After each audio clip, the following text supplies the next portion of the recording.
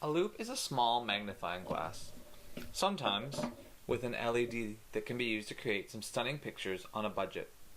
A quick online search should easily help you find one for under $10 and can easily be paired with any smartphone, tablet, or iPad using blue tack, like this. Rolling up the blue tack into a nice long string, putting it around the edges of the glass, and then putting that glass right on top of where the camera is. With a loupe, it is very easy to take extremely zoomed in pictures of anything. I've gone around my classroom and my house taking some pictures of everyday objects up close.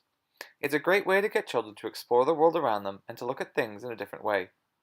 In the comments below, can you identify any of the objects I've taken a picture of?